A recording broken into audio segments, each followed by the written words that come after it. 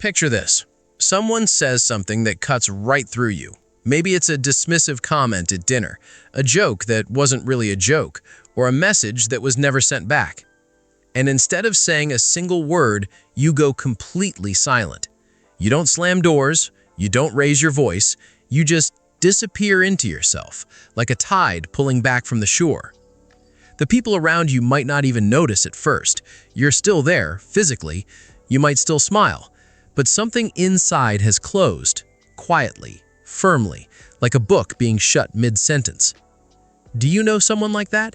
Someone who, the moment they get hurt, doesn't explode, they just go somewhere you can't reach. Or maybe, and be honest with yourself here, maybe that person is you. Most people see this kind of quiet as emotional maturity. They're calm, they don't overreact, they keep it together. And in a world that rewards composure, going silent when you're hurt can look like a superpower, like you've mastered your emotions in a way that others haven't. But here is what psychology actually tells us, that silence is rarely peace, it is not control, and it is almost never fine. What looks like stillness on the outside is often a storm that has been forced underground, a storm that doesn't disappear, but instead reshapes everything it touches from the inside out. The gift becomes a burden, the superpower becomes a trap, and the price you pay for that silence is one that gets charged, quietly, every single day. So why do some people go quiet when they're hurt, while others speak up, act out, or shut down in completely different ways? Psychology points to two primary roots, and understanding yours is the first step toward changing your relationship with it. The first root is neurological. Some people are born with a nervous system that is wired for deep sensitivity, a heightened ability to detect threat, to feel social pain more intensely, and to enter a protective freeze response rather than fight or flight. For these individuals, silence isn't a choice, it's what the brain and body do automatically when the emotional stakes feel too high. Research in neuroscience has shown that social rejection activates the same neural pathways as physical pain, and for some people, that signal is simply louder than it is for others. The second root is learned. It grew in the soil of childhood. Perhaps you grew up in a home where expressing your feelings wasn't safe, where showing that you were hurt was met with dismissal, ridicule, or punishment. Or perhaps you were the child who simply watched and understood early on that staying quiet kept the peace. The silence became a survival strategy. It protected you then. It kept you safe when you were small and had no other tools. You are not broken. You are not too sensitive or too damaged or too closed. You are carrying something that was once a lifeline, and now we're going to look at what it has cost you. There are specific, recognizable patterns that show up in people who go quiet when they're hurt. See how many feel familiar. Sign 1, the invisible exit. Psychologists call this emotional withdrawal, a pattern where instead of engaging with the source of pain, the nervous system directs all available energy inward, away from connection. What it looks like in real life is this. You're in a conversation, something is said that lands wrong, a tone, a word, an implication, and within seconds you are still physically present, but emotionally somewhere else entirely. You give short answers, you stop offering, your texts become one-word replies, and when someone asks, "Are you okay?" you say, "I'm fine," not because you're lying, but because the real answer feels too large and too risky to put into words. The result is that the people around you are left standing at a door that has gently, quietly closed in their face, and they often don't know why. Sign 2, the replay loop. This is what cognitive science calls rumination, a cycle where the mind returns again and again to the moment of pain, replaying it, re-examining it, searching for something. The science behind it involves the brain's default mode network, which activates when we're not focused on an external task and tends to process emotionally charged memories. For people who go quiet when hurt, the silence that protects them from external conflict can actually trap them in internal conflict. You stop talking about it, but your mind never does. You lie awake replaying exactly what was said, in what tone, with what expression. You construct the conversations you never had, the things you could have said, should have said, might have said. And the result is a kind of exhaustion that has nothing to do with how much you slept. Sign 3. The test you never explain. Attachment psychology has a name for this: protest behavior, a way of signaling distress without explicitly naming it, in the hope that someone who truly cares will notice and respond without being asked. Here is what it looks like. You don't tell the person who hurt you what they did wrong, but you do pull back, not dramatically, just enough, and somewhere inside you there is a quiet hope that they will notice, that they will reach out, that they will ask what's wrong and mean it. And when they don't, the pain doubles. Because now it's not just about the original hurt, it's confirmation of something you feared, that you don't matter enough to be pursued. The result is a slow-building resentment that neither person fully understands, because one of them is playing a game whose rules were never spoken aloud. Sign 4. The long memory. People who go quiet when hurt tend to have what researchers describe as heightened emotional encoding, meaning that painful experiences are stored in memory with greater detail and emotional intensity than positive ones. The science traces back to the amygdala, the brain's emotional processing center, which tags threatening or painful experiences with a kind of urgency that makes them more retrievable. What this means in daily life is that you remember. You remember the exact words. You remember the specific look on someone's face. You remember where you were standing, what the light was like, how your body felt. And months later, sometimes years later, a similar tone of voice or a particular phrase can bring all of it back, not as a distant memory, but as something fresh and immediate.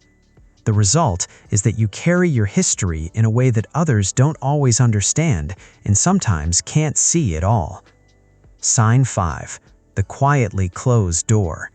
Relational psychology describes this as gradual deactivation, a pattern where after enough accumulated hurt that was never named or resolved, a person begins to emotionally disengage from a relationship, not in one dramatic moment, but in a slow, steady withdrawal that can span weeks or months. You don't announce that something has changed. You don't have the fight that would make the distance obvious. You simply begin to share less, invest less, expect less. You stop bringing your problems to this person. You stop including them in the small moments of your day. And from the outside, everything may look mostly fine, until one day the other person realizes they're standing in a room with someone who is already quietly left. When these patterns persist long enough, the brain begins to do something more. It starts to rewire the way you experience closeness itself. This is the layer that almost nobody talks about, the one that goes deeper than any single sign or symptom. Here is what happens. Because silence has repeatedly served as a form of protection, the nervous system begins to associate vulnerability, truly opening up, truly being seen, with danger. Not logically, not consciously, but at the level of reflex. Over time, the moments when someone reaches towards you, when a relationship deepens, when real intimacy becomes possible, those very moments can begin to trigger the same withdrawal response that pain does. You start to pull back not only when you're hurt, but when you're getting close. Because closeness, at some deep biological level, has been cataloged alongside risk. This is what attachment researchers call fearful avoidance, and it creates one of the loneliest paradoxes in human psychology. The person who most wants to be understood becomes the person who is most invisible, not because no one is looking, but because they have learned, in the most fundamental way, to disappear before they can be found. Now here's what I want you to hear clearly. You cannot simply decide to stop going quiet. You cannot willpower your way out of a pattern that your nervous system has spent years or a lifetime reinforcing. The solution is not to become someone who is louder, more expressive, or more confrontational. The solution is not to be less of who you are, it is to build a different kind of relationship with the silence you carry. The first principle is this: name the experience before you manage it. One of the most consistent findings in emotional regulation research is that the act of labeling what you're feeling, not performing it, not broadcasting it, just privately, accurately naming it, reduces the intensity of the emotional response in the brain. Before you go quiet, or even in the middle of going quiet, try simply saying to yourself, "I am hurt right now. This specific thing caused that." Not to resolve it immediately, not to force yourself to speak, just to acknowledge, internally, that something real is happening. Because the silence often begins when we pretend, even to ourselves, that nothing is. The second principle is to separate the withdrawal from the wound.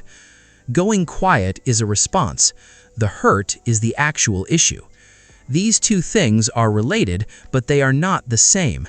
And one of the most useful things you can do is to practice noticing the gap between them. When you find yourself pulling back, ask, what is the feeling underneath this? What am I actually trying to protect?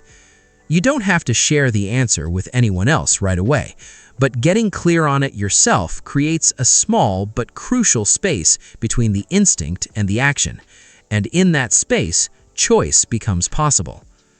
The third principle is to redefine what speaking costs you and what silence actually costs you. People who go quiet when hurt have usually learned that speaking up carries a high price: conflict, dismissal, exposure, loss. But the accounting is often incomplete. The cost of sustained silence is not zero. It is paid in accumulated distance, in relationships that thin over time, in a version of yourself that never quite gets to be fully known. You do not have to share everything. You do not have to be an open book, but identifying even one relationship, one person where the risk of being honest feels survivable, and practicing it there, changes the architecture of what feels possible everywhere else. Your silence does not disappear. It doesn't need to. What changes is what it becomes. Right now, it may function like still water above something deep and dark, a surface that holds everything down because letting it rise feels too dangerous. But that same capacity for depth, for internal life, for feeling things fully and holding them carefully, that is not a flaw to be corrected. It is the very quality that allows you to listen when others can't, to feel what others miss, to be present in a way that most people never manage. The still water doesn't have to become a flood. It can become something else entirely, a depth that is chosen, that is offered, that is shared with the people who have earned it. Not loud, not overflowing, just real and present and no longer alone. The silence was always yours. What you do with it next, that part is still being written. If any part of this felt like you were reading a page out of your own story, if you recognized yourself in the invisible exits, the replay loops, the quietly closed doors, I want you to leave a comment below with just one word, the word that describes what you go quiet about most. You don't have to explain it, you don't have to justify it, just one word.